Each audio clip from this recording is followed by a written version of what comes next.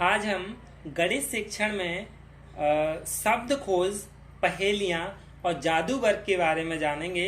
इनका उदाहरण भी प्रयोग में करेंगे ताकि रुचिकर भी लगे। यानी गणित में ये तो सभी के लिए पता है कि गणित एक शुष्क विषय है और इसे रुचिकर बनाने के लिए यानी बच्चों को गणित के प्रति इंटरेस्ट उत्पन्न करने के लिए इस तरह की पहेलियाँ, शब्द खोज और जादू वर्ग की क्रिया कराई जाती हैं जिससे उनके समय की भी बचत हो।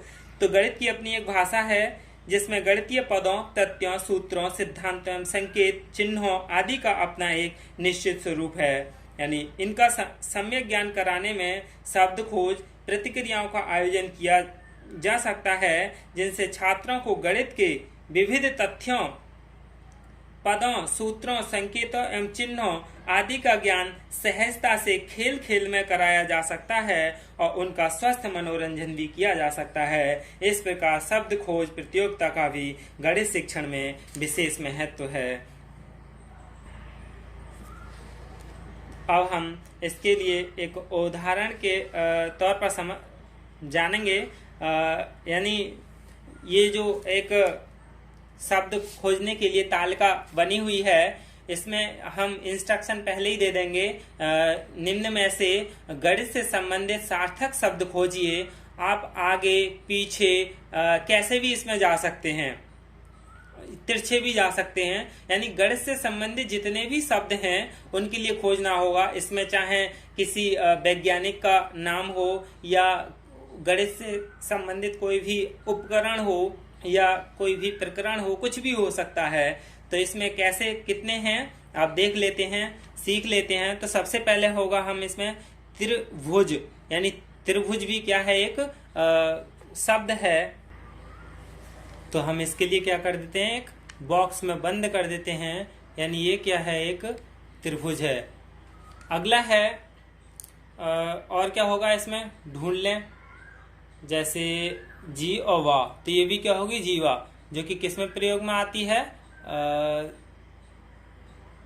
व्रत में। और क्या है इसमें, और है आगे पीछे तिरछे कुछ भी जा सकते हैं, जैसे वाह और गा, तो ये भी क्या है, एक वर्ग है।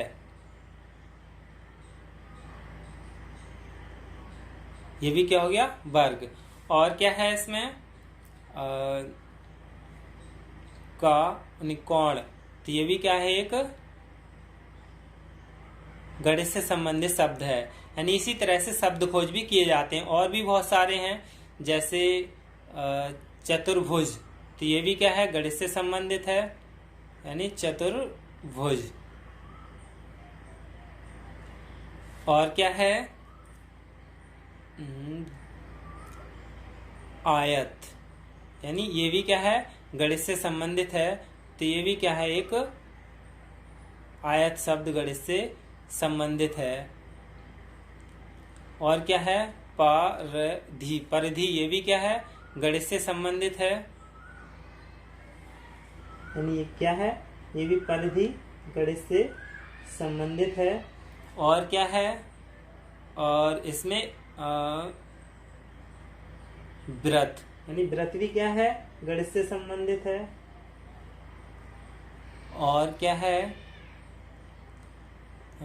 यानी इसी तरह से ही शब्दों के लिए क्या किया जाता है, खोजा जाता है। और बच्चों के लिए इस तरह की क्रिया कराए जाएं तो बच्चे भी क्या है, बड़ी खुशी खुशी में करते हैं, शब्दों को ढूंढते हैं, खोजते हैं। उन्हें भी इसमें क्या है, आनंद आता है और समय की भी जो अवकाश का समय होता है उसका भी सदुपयोग हो जाता है। तो इस तरह से क्या है, वो शब्द खोज प्रक्रिया करते हैं। इन्हीं पहेलियों से संबंधित मिथ्याबोध कभी कभी पूछ लिया जाता है। पैराडॉक्स के बारे में थोड़ा बताइए क्या है। यानी मिथ्याबोध वह है जो देखने में मतलब देखने से असत्य प्रतीत होता है लेकिन वास्तव में सत्य होता है, अथवा ये देखने में सत्य प्रतीत होता है या लेकिन वास्तव में असत्य होता है, अथवा जो स्वतः ही विरोधाभासी होता है वही क्या है, मिथ्याबोध कहलाता है। अब क्या है, हम पहेलियों के बारे में जान लेते हैं। यानी पहेलियां क्या हैं। पहेलियां योग्य गणित के शिक्षण में उत्तर देने के कौशल को विकसित करने में पहेलियों का विशेष महत्व है, क्योंकि पहेलियां उत्तर देने या समझने के लिए गणितीय जटिल प्रश्न या समस्या होती है। इस प्रकार पहेलियां योग्यता के मापन का साधन है, जिसमें गणित के किसी जटिल प्रश्न समस्या के समाधान, हल, उत्तर देने को कहा जाता है। यानी इससे क्या है, उनकी जटिल समस्याओं के यानी इससे उनकी बुद्धि का मापन हो जाता है। इसीलिए रास्ता चलते भी देखा होगा, गणित में पहेलियां पूछते हैं, इसमें बुद्धि का भी विकास होता है। जैसे सबसे पहली पहेली है 9 अंक के लिए 9 अंक 3 हैं और इनके लिए इस तरह से व्यवस्थित करें जिनका उत्तर 11 आए। तो कैसे बोलते हैं इसे, 3 9 से 11 बनाइए। तो 3 9 से 11 कैसे बनेंगे, सोचो 3 9 से 11 कैसे बनेंगे। 9 9 9 3 बार हैं और 11 कैसे बनेंगे। तो क्या करेंगे इसे हम 99 को 11 से क्या है नहीं 9 से भाग दे देंगे।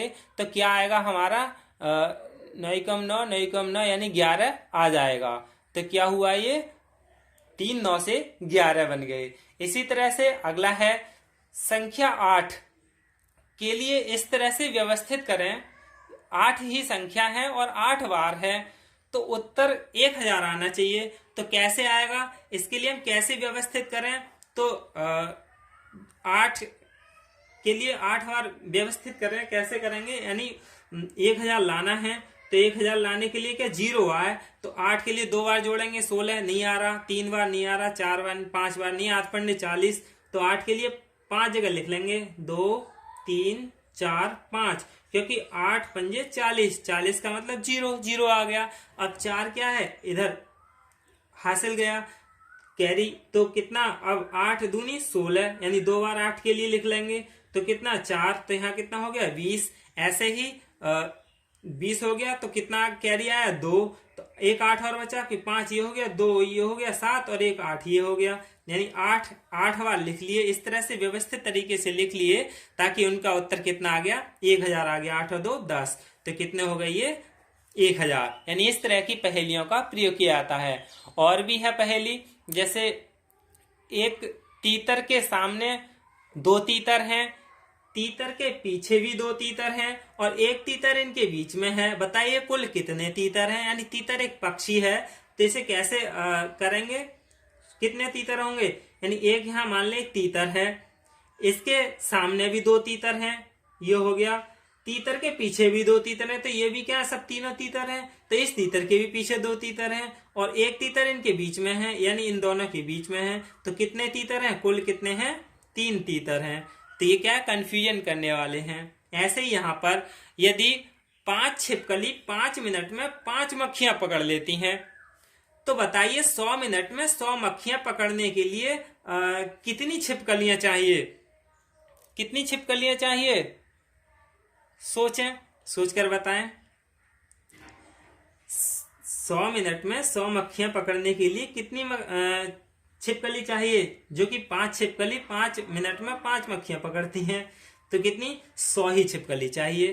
तो कितना होगा इसका उत्तर 100, यानी 100 छिपकली ही 100 मक्खियों के लिए पकड़ सकेंगे। ऐसी बहुत सारी पहेलियां हैं, जैसे 2 पिता और 2 पुत्र एक शहर को छोड़ते हैं, इससे शहर की जनसंख्या 3 कम हो जाती है। यानी 2 पिता 2 पुत्र एक शहर को छोड़ते हैं तो उस शहर की जनसंख्या 3 कम हो जाती है। क्या ये सही है या गलत है, क्योंकि 4 लोग जा रहे हैं, 3 कम हो जाते हैं, तो कैसे होगा, नहीं ये सत्य है। कैसे, क्योंकि इनमें तीनों में पिता पुत्र और पौत्र सम्मिलित होने चाहिए, क्योंकि 2 तो पिता हो गए, यानी पौत्र का पिता और पिता का पिता, और उसके 2 पुत्र हो गए। तो इस तरह से क्या ये सही है। यानी पहेलियां इस तरह से गणित शिक्षण को रुचिपूर्ण बनाती हैं। बहुत सारी ऐसी हैं इनमें पहेलियां। ये भी क्या एक पहेली है, जैसे एक मेंढक 30 फुट गहरे कुएं की जड़ में बैठा है, प्रत्येक घंटा वह 3 फीट चढ़ता है, यानी 1 घंटे में 3 फीट ऊपर चढ़ता है कुएं में और फिर 2 फीट फिसल जाता है। कुएं से बाहर निकलने में वह कितना समय लेगा। तो क्या बताएंगे, सामान्य तौर पर सभी 30 घंटे बताते हैं, लेकिन 30 घंटे नहीं बल्कि 28 घंटे ही लगते हैं। इसी तरह की और भी बहुत सारी हैं पहेलियां। तो इन ऐसी पहेलियों का गणित शिक्षण में उपयोग करना चाहिए जिससे कि शिक्षण क्या है, रुचिपूर्ण हो। इसके बाद अब हम जादू वर्ग के बारे में पढ़ेंगे या और जो बहुत सारी हैं उनके बारे में पढ़ेंगे। धन्यवाद।